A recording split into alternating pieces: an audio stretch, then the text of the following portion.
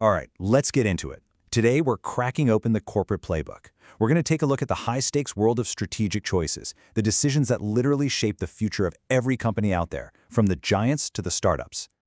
Have you ever wondered how a huge company, or even a small one, figures out what to do next? I mean, do they go for massive growth? Do they play it safe? Do they sell off a piece of the business? How do they even begin to navigate all the chaos of the market? Well, believe it or not, it's not random. The best companies, the ones that last, they operate from a really clear, well-defined strategic playbook. It's basically a set of game plans for every possible situation. So let's open it up and see what's on the first page. So at the highest level, you can picture a company standing at a huge crossroads with just a few fundamental paths to choose from.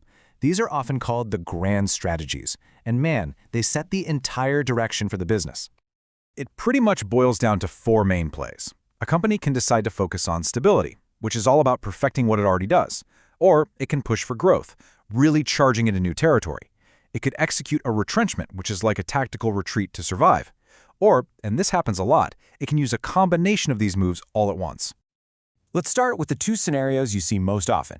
Is the company going to put the pedal to the metal and jump into the fast lane? Or is it going to set the cruise control and just maintain a steady, efficient pace? This right here is the core tension between growth and stability. And the difference between these two is like night and day.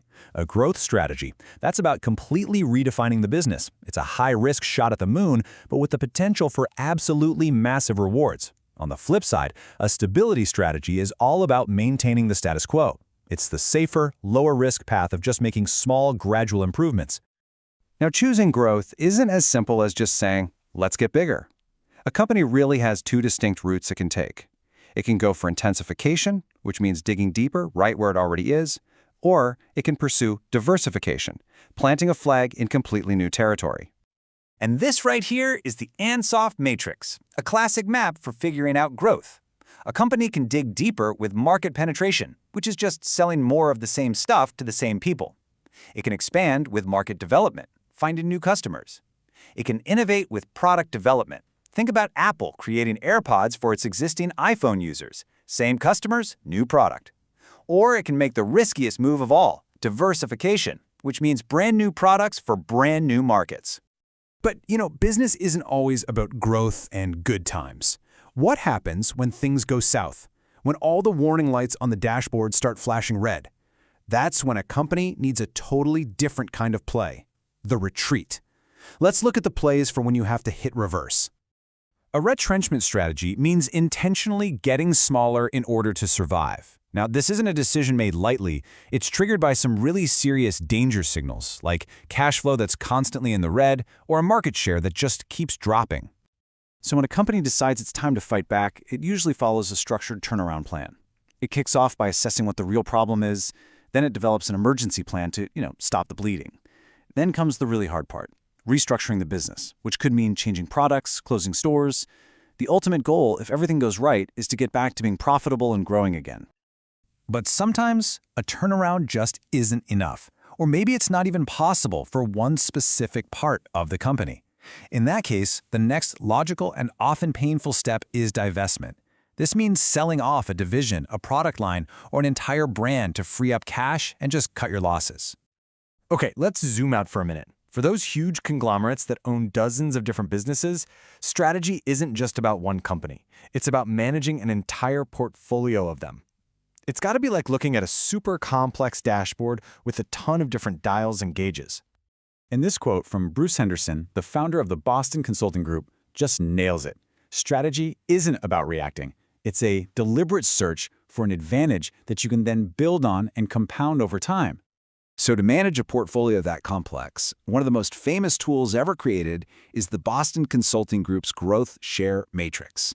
It's a really simple but incredibly powerful way to visualize where a company should be putting its time and its money. The way the matrix works is by plotting every single business unit on two simple axes. The vertical axis, that's the market growth rate. It's basically asking, how fast is this whole market growing? It's a measure of how attractive the industry is.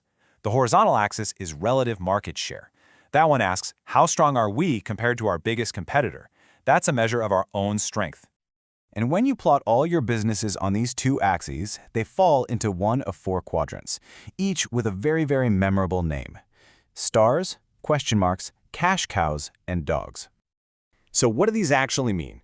Well, your stars are your future blockbusters.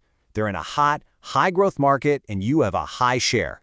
Your cash cows are your established champions in a mature market. They don't grow much, but they generate a ton of steady cash, kind of like Coca-Cola's classic soda. Question marks are your risky bets in a growing market. They need cash, and you have to decide, will they become stars or will they fail? And finally, you have your dogs. They're in slow markets where you have a low share. They often just don't have much potential.